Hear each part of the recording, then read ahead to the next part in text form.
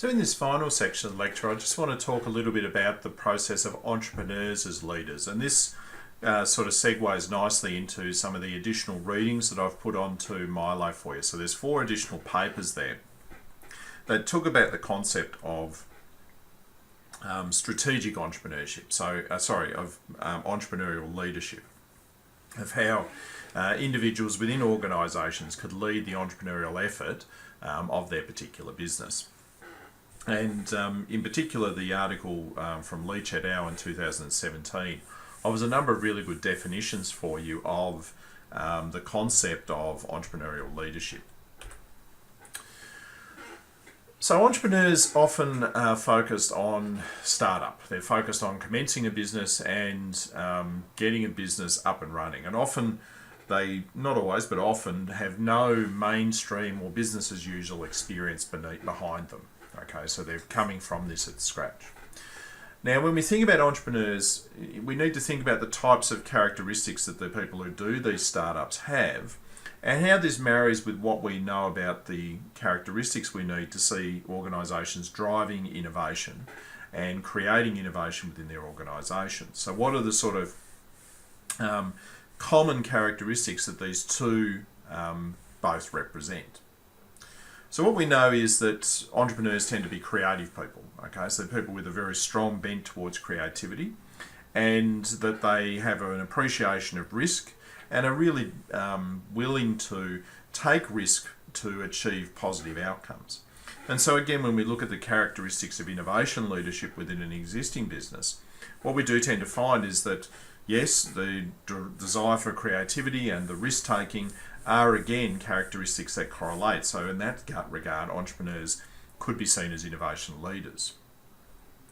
We also know that entrepreneurs tend to have high degrees of passion, commitment, and determination to succeed. Okay, that these are again a hallmark characteristics that we would see if we look at someone who is said to be an entrepreneur.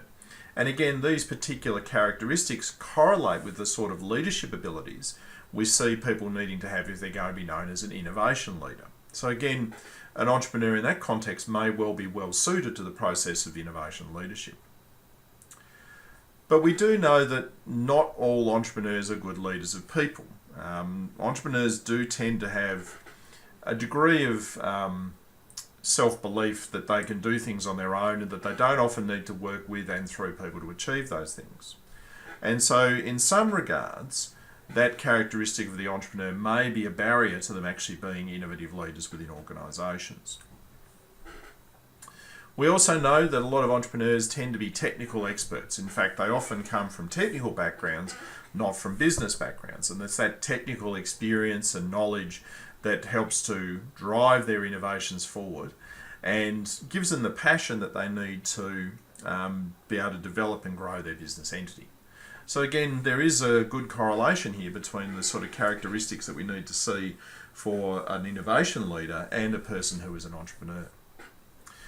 Entrepreneurs don't tend to be good at team building, and sometimes, not always, but sometimes aren't good motivators. If you think about Steve Jobs, look, there are a lot of positive things about Steve Jobs, and he did manage to motivate and get commitment from certain key people. But he was also quite divisive and often was quite condescending towards people and teams that were working around him.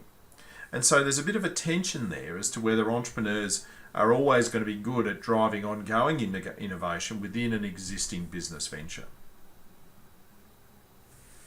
And one of the issues we tend to see that entrepreneurs tend to have is because they haven't had that experience of business as usual, because they haven't worked within an organisational context for an extended period of time, what they tend to lack is some of the generic leadership skills that they would need to take on this larger role of driving innovation across the organisation.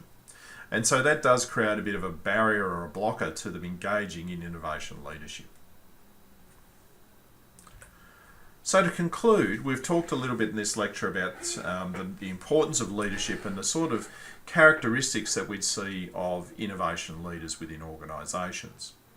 We had a little bit of a discussion about some of the tensions between entrepreneurs and entrepreneurial leadership. And again, what I'd encourage you there is to think about, are entrepreneurs always going to be the best person to lead innovation within organisations, and also to think seriously about whether there is one best type of leadership skill that works in all types of organisations. I think there is certainly some evidence that entrepreneurs can engage in the innovation process, but I don't think that they're always necessarily going to be the best person to drive innovation in an existing business context. Again, I'd encourage you to have a look at those additional articles that I've put onto Milo about strategic entrepreneurship, about entrepreneurial leadership. I think that they do provide us with some good insights into the characteristics and styles of leadership that work in an entrepreneurial context, and raise for us some concerns about whether those people who can do entrepreneurship are also going to be able to drive innovation in an existing business context. All right, so apart from that, that's all I wanted to say about this topic of entrepreneurship and innovation leadership. If there are any specific questions you have about this topic, please feel free to contact me. I'm more than happy to talk to you about it at any time.